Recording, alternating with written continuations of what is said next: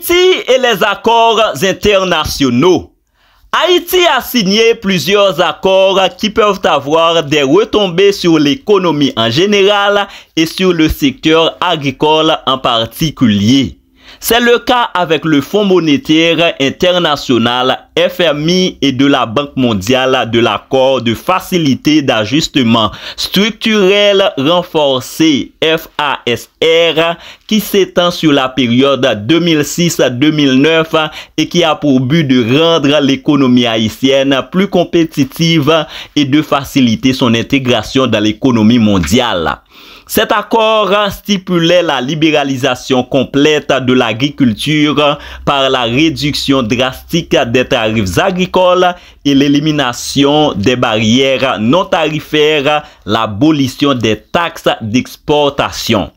Il en est résulté l'abaissement à 4,5% du tarif moyen pour l'agriculture, alors qu'auparavant, les tarifs appliqués aux produits agricoles évoluaient dans la fourchette 40-50%.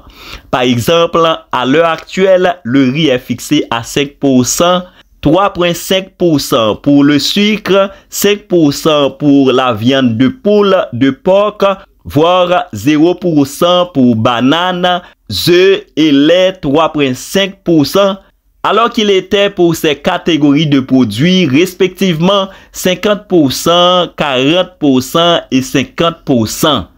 Haïti devient le pays le plus libéral de la Caraïbe en signant divers accords qui invitent aux étrangers sur son marché. En tant que membre de l'Organisation mondiale du commerce, OMC, Haïti est partie prenante de l'accord sur l'agriculture en discussion au sein de l'organisation. Ce qui est triste, cet accord ne rapporte presque rien à Haïti en tenant compte de ses défaillances dans la production. Cet accord a pour but d'accroître l'accès au marché et de réduire les subventions à la production agricole dans les pays membres avec quelques exceptions pour les pays moins avancés, PMA. D'autre part, Haïti est membre depuis 1989 de la Convention de Lomé et fait partie du groupe ACP, Afrique, Caraïbes, Pacifique. Cette convention avait régi durant plus de 2 décennies les échanges commerciaux basés entre les ACP, c'est-à-dire des pays de l'Afrique, Caraïbes et Pacifique, et l'Union européenne. Cependant, les dispositions commerciales de Lomé ont été jugées incompatibles avec les nouvelles règles du commerce international OMC, ce qui constitue une véritable cacophonie dans les accords.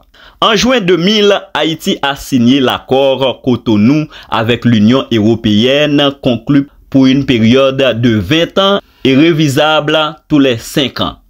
Ensuite, Haïti s'était arrangé à travers les accords de partenariat économique APE. L'affluence de ces relations néolibérales n'est qu'une noyade, à vrai dire, pour Haïti.